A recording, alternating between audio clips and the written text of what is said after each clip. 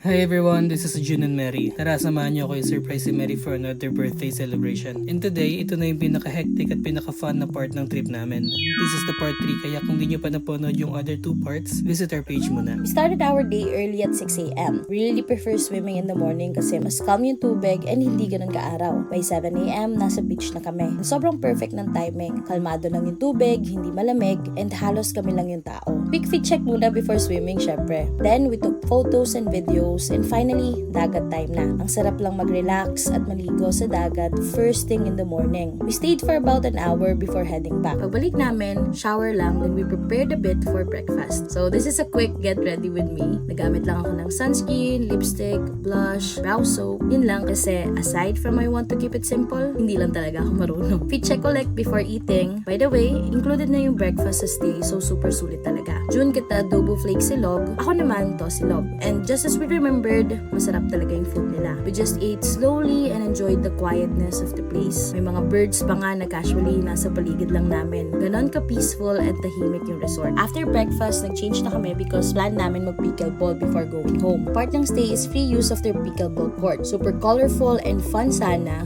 but plot twist, it is under construction pa that morning. Kaya di kami nakalaro. They are making more pickleball courts kasi for everyone to enjoy, kaya we totally understand naman. So, photos na lang and drills muna yung ginawa namin. Pero hindi kami uuwi without trying pickleball kasi part ng bucket list namin to this year. So, Sir Don recommended a nearby cafe with a court. And syempre, pinuntahan namin agad. After a quick 3 to 5 minute drive, we reached the cafe. Super cozy, so we ordered snacks muna. Best part, when you order, free na yung court. Busog na, nakalaro pa. We tried pickleball for the first time and we can confirm hindi siya madali. Buti na lang medyo athletic kami kahit paano kaya kinaya naman. Also, if may rules kaming mali, pagbigyan niya na kami kasi this is our first time and we just want to try it and syempre, enjoy. After a while, dumating na yung food. Sliders with fries plus matcha biscoff drink for Mary and garlic long silog plus mango smoothie for me. Habang kumakain, nanonood kami ng pickleball tutorials para at least legit na yung next game. We played again for another 20 minutes and mas maayos na yung game. Grabe yung cardio kahit pagpulot lang ng bola. We ended the game tired but super happy. We promised each other na uulitin namin to soon. Pagbalik namin sa accommodation, naligo na kami, nagpahinga, and natulog pa for an hour before packing up. Akala namin tapos na, pero paglabas namin, ready na yung pickleball court sa resort, and the staff told us na we can try it. We were the first people to use the newly painted court, and that moment felt really special because this court wasn't just built for fun. It was built by a community for an advocacy. This trip reminded us of so many things. To try new things, to travel more, to slow down, and to support places with purpose. Sometimes, the best celebrations talaga aren't the biggest ones. They are the ones